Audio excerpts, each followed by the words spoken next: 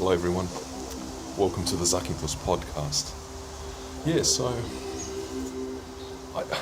For me, what's happening in the world, in computers, technology, soccer, football, politics, bad weather, good weather. So, I checked my email today, and I go to the YouTube page, and YouTube has this message at the bottom. Please read this message. It implies to all Australians. This is how bad this government is getting. The government is proposing some sort of changes that favour the big media businesses.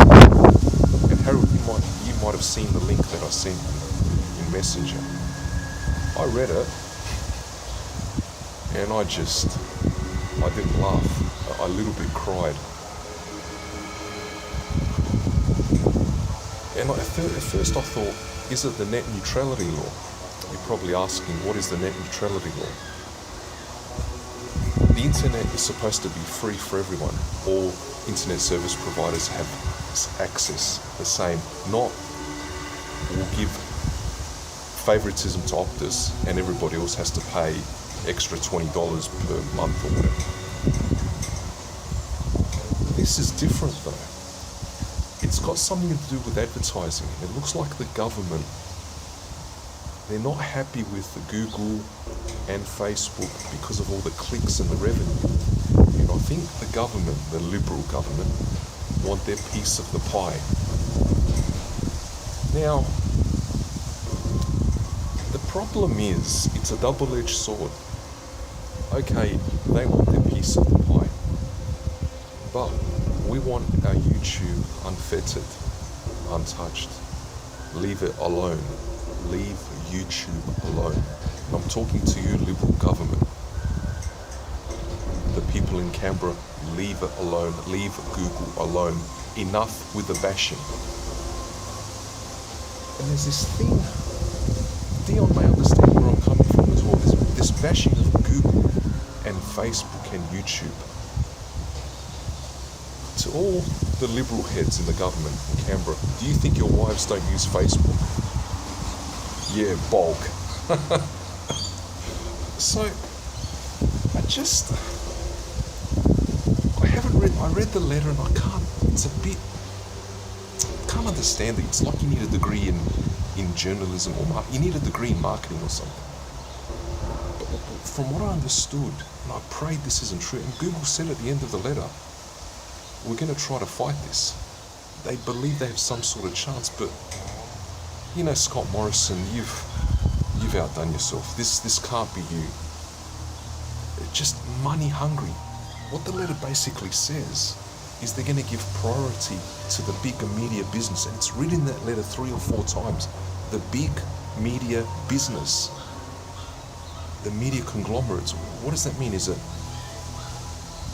Fox News? I don't know, man. Anyway, that was my beef about that. The coronavirus. Another one. Here in Australia, they say on the news today that the vaccine is coming out. There's one from Oxford and there's 126 other vaccines in the future. But the one that the Australian government have signed on the dotted line is with a company in the UK. Oxford University has come out with a vaccine. And the government said, quote, this vaccine will be mandatory for everyone. Mate, so when I went to get 2 Subways from the petrol station here, I happened to put on 5AA. Just by flicking on board, you know. I don't play music. No, I've got no time for music on the radio. I want news, information, sport, computers. I don't want So, anyway, enough with that. The vaccine is mandatory. that Tony Pilkington with Leon Bynner just before 12. And you should hear the people call in. Yeah, bulk, you're going to put anything in my arm, any needles. I spoke to my dad, and this is probably the view of everyone. I thought the vaccine is only needed for the people, sadly, that have got the coronavirus. No, they want everyone to take it. Now, to be fair, in defense of the Liberal government in this country, it is possible that the way the vaccine works is that they want everybody injected with it. So if you do get the virus a month later, it's in your system, it acts as a shield, I don't know. The antibodies are still running around with the red cells and the white cells. That's all I can think of. But try explaining that to the average Joe Blow. And to be fair, do you blame them? Inject me with this, inject me with that. I mean, my God. And they make mandatory. Leon Bynner said it, they've opened up a can of worms. I don't think Tony Pilkington is happy either. But I mean,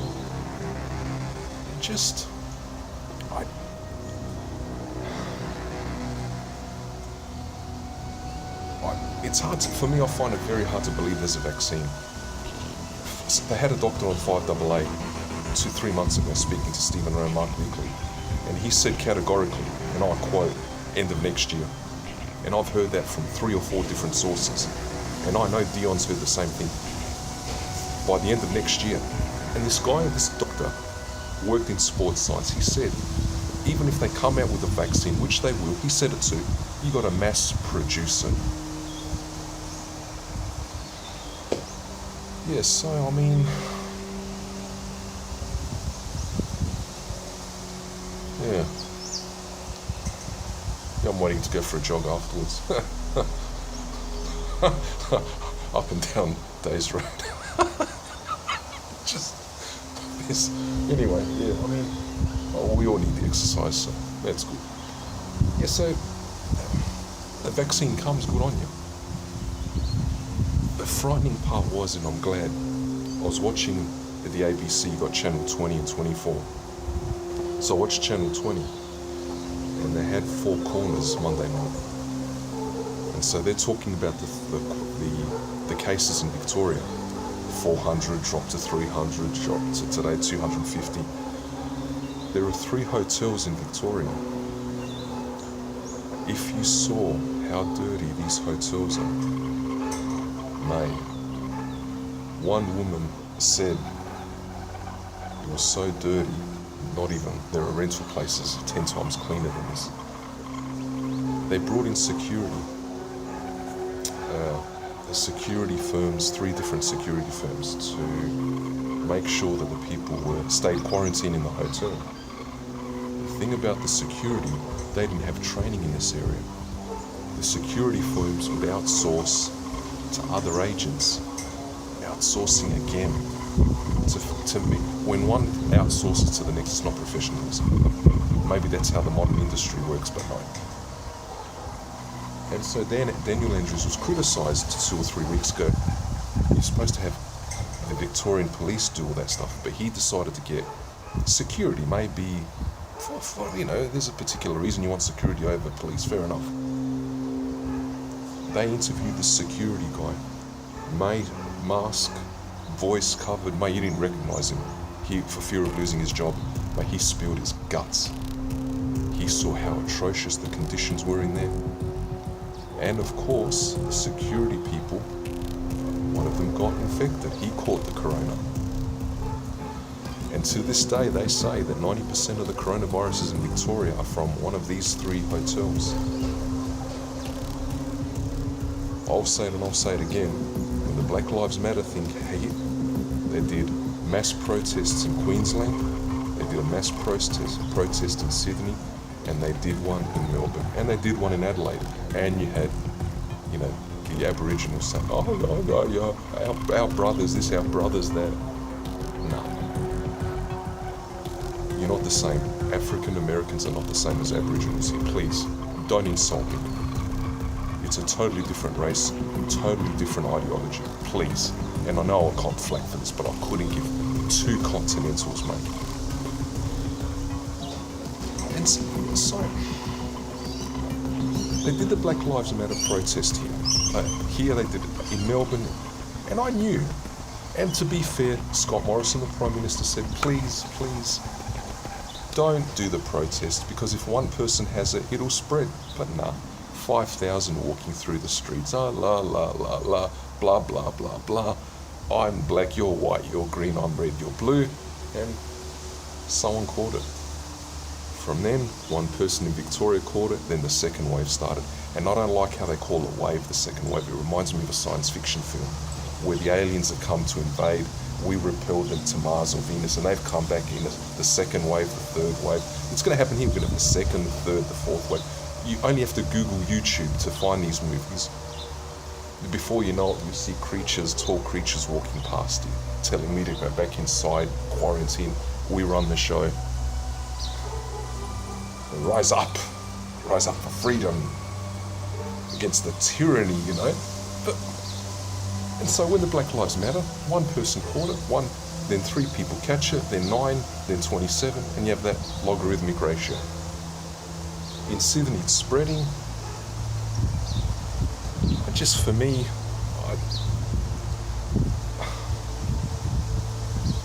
they say there's a vaccine by the end of next year.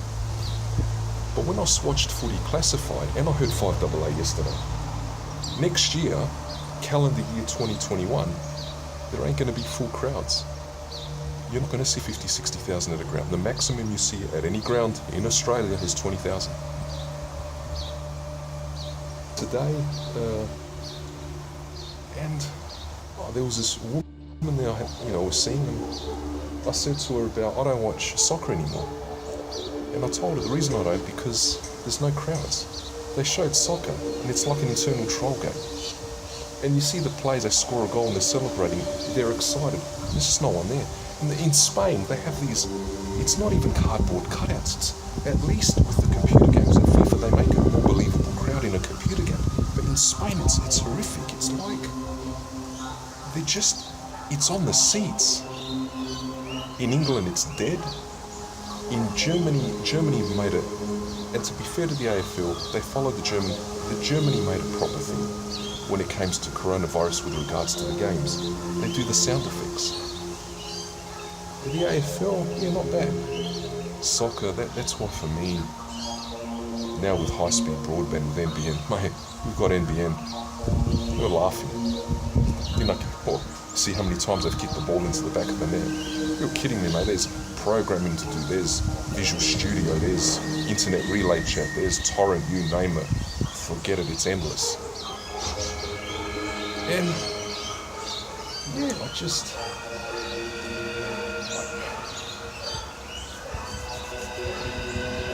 what else? Yeah, so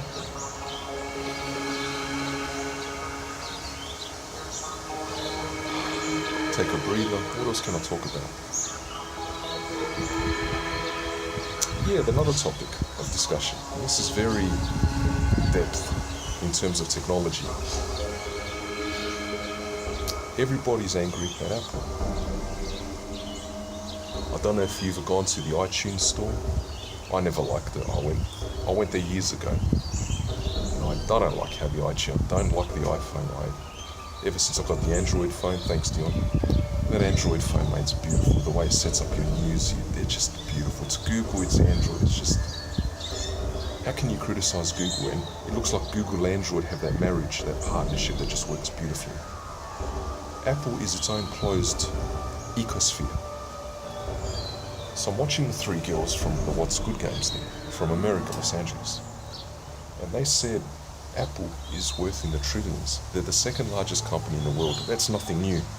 So these companies like Microsoft, Epic Games, and I think maybe Google's, they don't hold a candle to Apple. The only company that was bigger than Apple was some Saudi Arabia conglomerate in the Middle East somewhere, yeah. They're bigger. The first problem was Microsoft came out with a streaming service, xCloud. It's coming out in September. So people with a Microsoft Game Pass, you pay $15 a month and they get games on their Xbox. With it, they're putting in the xCloud. Now the xCloud, you say, what's that, Zakitos? xCloud, you can stream your games onto your mobile or tablet, your mobile phone. Now you're probably thinking, well, that's too small a screen. The tablet is an interesting one.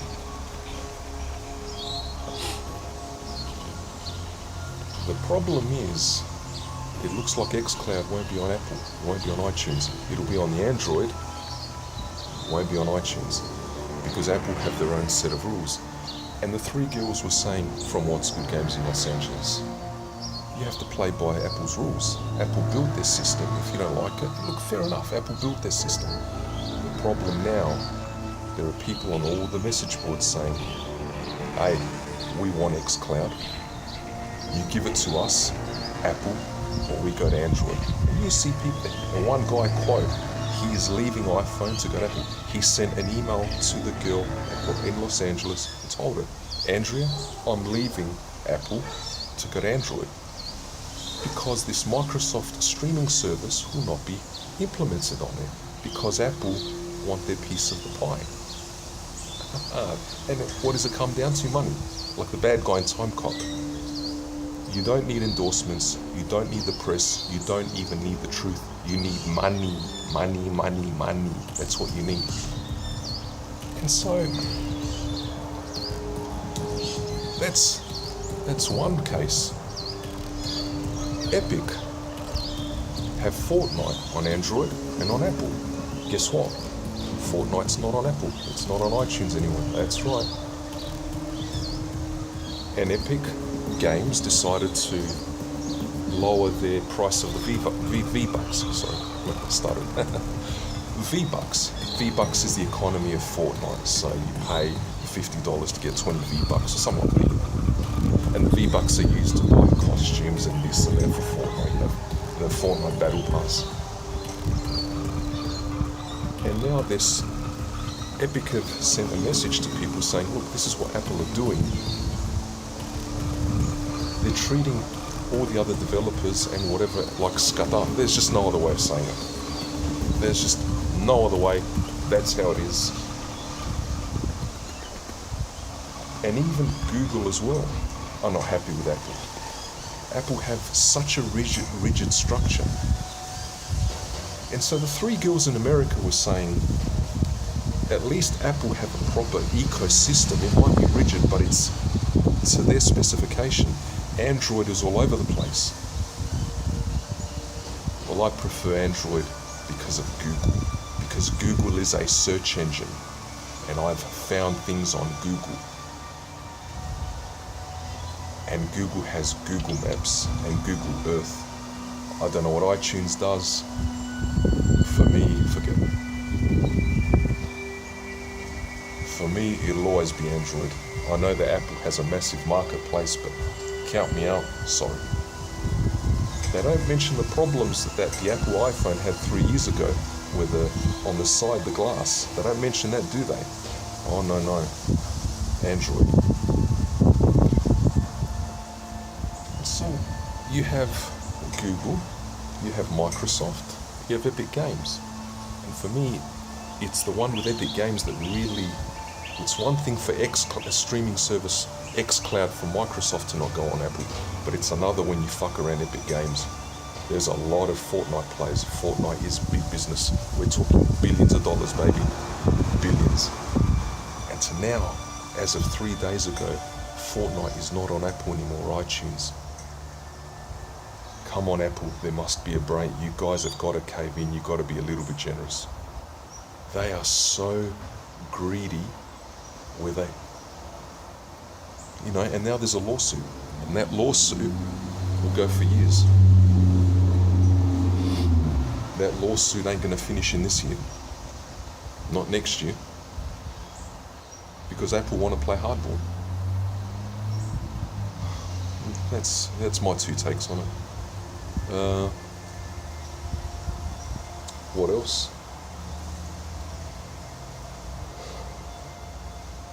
Yeah. Not much really. So, in sport,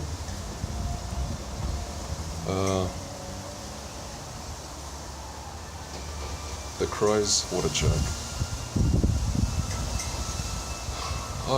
For me, I'm speechless. When I saw Taylor Walker bounce off that guy, that just sums up how the halya that they are.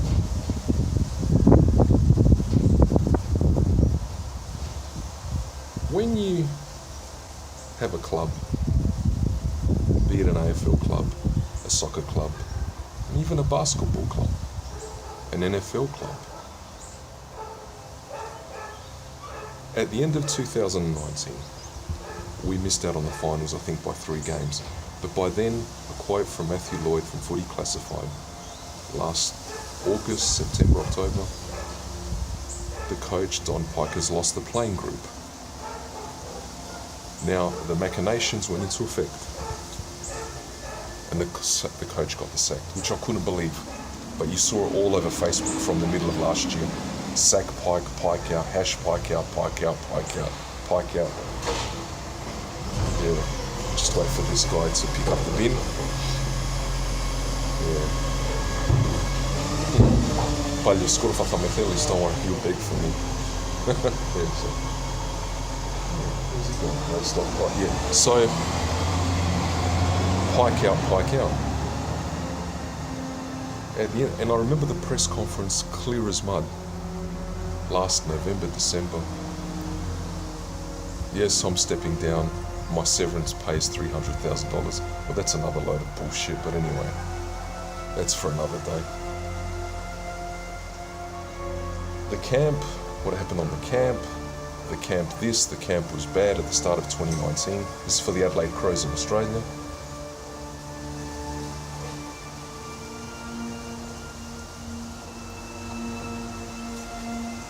Get a new coach. They didn't scour, cast the net wide in interviews, say at least 10 coaches, 9 coaches, or I say they're not many, at least 5 for the love of God.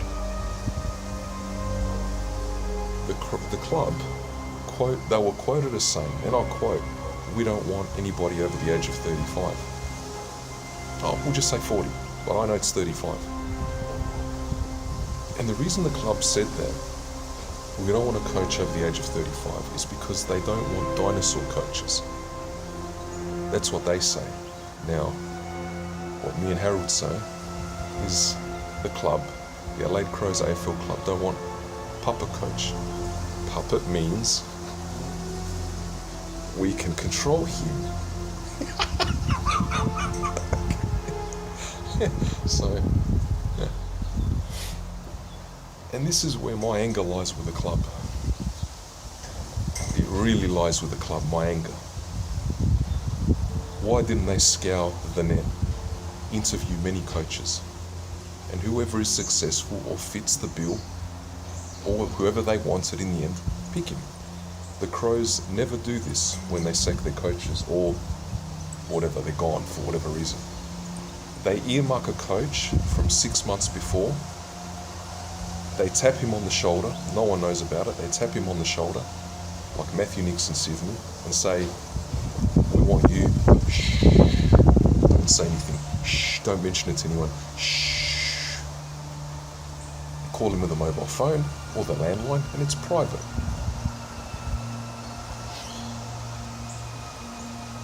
Really, what should have happened, say Telstra, is as soon as they hear these phone calls, Zakithos, they're going to grab him, so we have to stop it somehow, but we can't. They earmark, they tap him on the shoulder, and how's he going to say no? They offer $600,000 a year, $700,000. Of course he's not going to say no. There are other coaches that were experienced, that are in their 50s. The club doesn't want experienced coaches. So they hired an inexperienced coach. They didn't scour the net for other coaches. And it guts me. I've been down this track, Harold knows it as well. It's just, it's nothing against Matthew Nicks, but the risk you're hiring an inexperienced coach. And you know what the club will say? Zakynthos, he's a coach with new ideas, and he's been an assistant coach at another club for 10 years. But that's what Zakynthos will tell you. It's one thing to be an assistant coach, it's another one to be a head coach that sits at the chair like in Star Trek. It's one to be on the boundary of the Star Trek bridge, it's another to sit in the actual chair. When you've sat in the chair for 2 or 3 years, then you know what it's about. The good and the bad, the wins and the losses and the heartache. When you're an assistant coach, you don't have the final say. So you're not really under pressure. You're there for the ride. But when your head is on the chopping block, you're a head coach, it's different. They did it with Brenton Sanderson, who'd never been a head coach. They did it with Don Pike, who'd never been a head coach. And now they've done it with Matthew Nicks, who has not been a head coach. They hire coaches that are inexperienced. Adelaide Crows, do you know what the word inexperienced means? It means 0 and 12. That's what happens. We are now 0 and 12. You can see the anger now in my face. 0 and 12, man. And it could be 0 and 17. And what's not to happen next year now? Forget last year, we lost the last 3 games. This is a new season. You have the particular females on Facebook saying, oh, it's the coronavirus this year. This doesn't count. I've been hearing that every year, that we're going to have a better year. Coronavirus with no coronavirus. The coronavirus is going to be here next year and the year after that. Port Adelaide are near the top of the ladder. Geelong are near the top of the ladder. Richmond are doing good. What's going on? Out of 18 teams, we're bottom of the ladder. So they hired an inexperienced coach. Inexperienced, and this is what happens. And they've said they won't sack him. They go, he's inherited the problem. That's my battery indicator. Anyway. And it's getting a bit murky out here, isn't it? Yeah, so they hired an inexperienced coach. Lost my train of thought with that bloody battery indicator. Oh, that's right. They mentioned on 5AA for many times, and Harold mentioned it as well. When the coach got hired in, I don't know, December, November, players had already left. They had let go of players. Some or 1 or 2 were given the boot. This coach came in,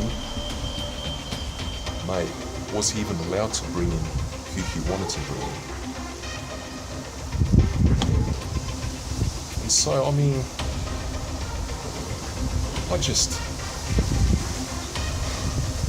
I've fallen asleep in some of the games.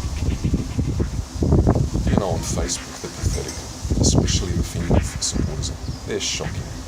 You know,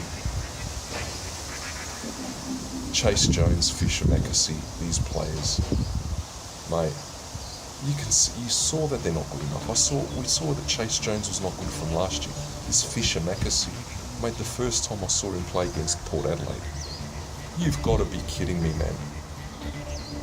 Just, in my mind, it blows me, man. It blows my mind. They're first round picks.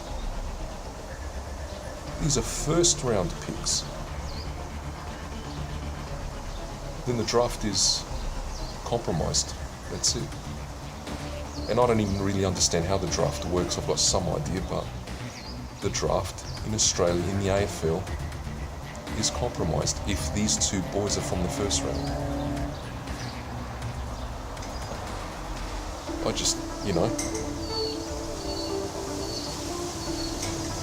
So, I mean, that's how it is. We now have an inexperienced coach. They're not going to sack him at the end of the year, even if we're 0 and 17. Or what about next year? If we're 3 and 15? Even if we win, say, 2 or 3 games now. Oh no, and this is the other thing. We're rebuilding. We're rebuild. What does rebuild mean? What you're rebuilding the house? What are you building? A car, a boat, or a plane? We're rebuilding. No, you're blooding.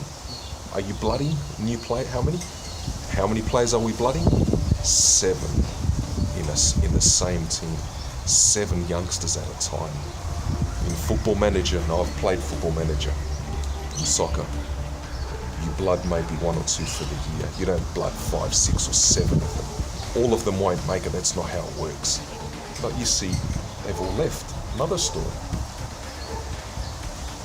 The club, the Adelaide Crows, are gone. They forget it. They're just scatter. And to these people like Linda Lodes and Tony Bennett, wake up and smell the roses, people, because our club is going nowhere. And unless Rob Chapman, Phil Harper, Justin Reid, Hamish Ogilvie, Matt Clark, get out. Get out. And take a few of the board members with you as well, like Andrew Pays and company. And Matthew Lloyd said it. Mike Rasciuto, please choose. Who is your allegiance with? Fox Sports or the Adelaide Crows? You cannot serve 2 masters. You can only serve 1. Sorry, Bev. Yep. You can't serve 2 masters. Mike Rasciuto. You cannot serve Fox and the Adelaide Crows. You're a football director at the club. Choose who you want to be with. They weren't happy with Andrew McLeod's comments 3 months ago, were they? He doesn't feel welcome at the club. Well, do any of us? The Adelaide Crows are for the Anglo-Saxon people, the Aussies. Hi, put a beer on the barbie, mate. Dinky die Aussie, mate. Port Adelaide is for the wonks. You're gonna go to the Mars bar tonight, kick a bowler tonight there, mate. Yeah. Port Adelaide is for the wonks, and the Crows is for the Aussies. That's how it is, and hard to believe. We're Aussie, we're Crow supporters. I'm not sure how North Adelaide Football Club is run. I'm not sure how the Sturt Football Club is run. I've got a feeling that they run a little bit better. Yes, so I mean, that's pretty much it. I mean,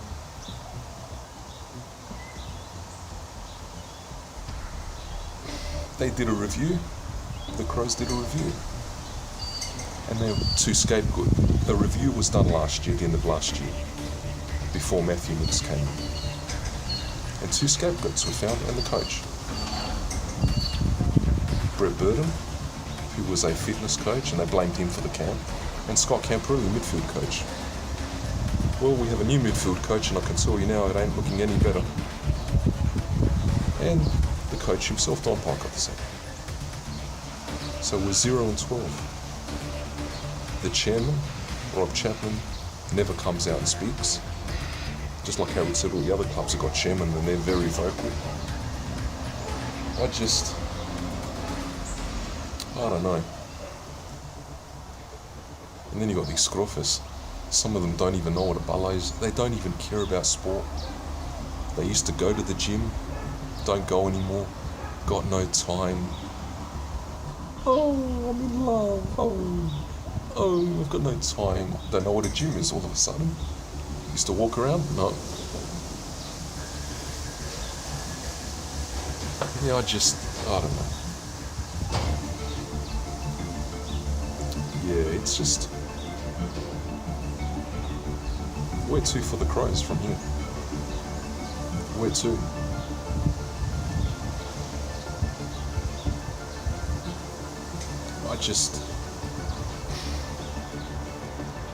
I don't know.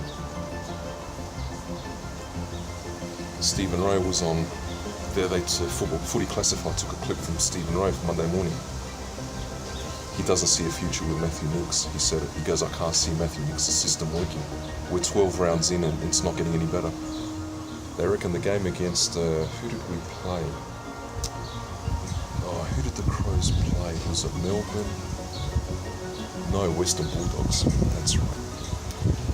The Crows played Western Bulldogs on Sunday, and they reckon the third quarter was, forget it.